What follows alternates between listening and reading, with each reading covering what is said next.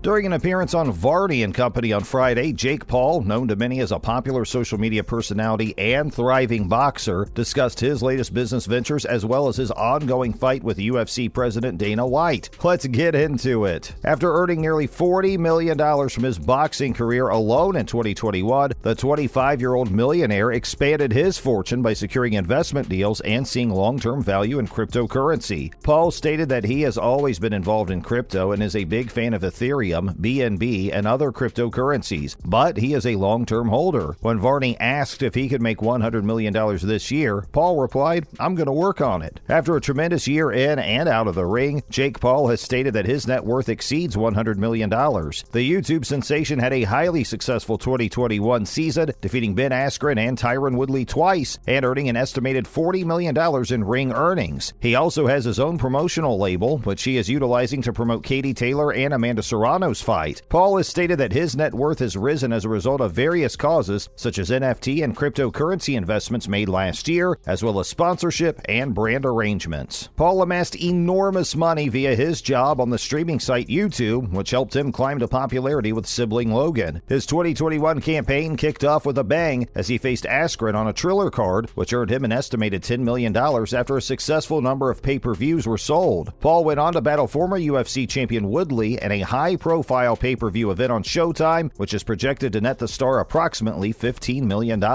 Despite his financial success in boxing, Paul maintains that money was the primary incentive for his desire to enter the ring, and instead attributed much of his success to being the greatest version of himself. He enjoys the challenge of making money, as well as the challenge of accomplishing something that he does not believe he is capable of doing, Paul told Fox Business host Stuart Varney. Paul is still undefeated after a stunning knockout of UFC welterweight champion Tyron Woodley during their pay-per-view fight in December 2021. Nothing beats knocking someone out and jumping on the ropes, according to him. Next, let's discuss the feud with Dana White. Paul's boxing debut and success in 2018 sparked interest throughout the fighting world, enthralling fans while also attracting big-name skeptics and critics. When asked about his ongoing feud with UFC President Dana White, Paul told Fox Business that the source of the conflict was his knockout of a former UFC champion. Dana White, according to Paul, started it all. He went on to explain how White began to try to discredit him in the media by claiming that his fights were phony. As he faces criticism from industry insiders, Paul says he has always been an advocate for fighters and hopes to form a fighters union for boxers and MMA fighters. Next, investing in UFC. Jake Paul is investing in the UFC as his battle with Dana White intensifies and he seeks to improve fighter compensation. Dana has taken digs at the pay-per-view buy rate around Jake's fights, while the YouTuber has pitched in to assist UFC athletes pay for their fight camps as the pair has gone back and forth. The problem child has made a fresh investment in the UFC's parent business, the Endeavor Group, in order to assist fighters achieve better compensation and health care. Because the Endeavor Group is publicly traded on the New York Stock Exchange, Jake's engagement is unlikely to result in a full-fledged takeover, but his presence is likely to increase interest in the stock. The move also provides him a foot in the door with the UFC, but who knows how far things will go from there. We'll simply have to wait and see,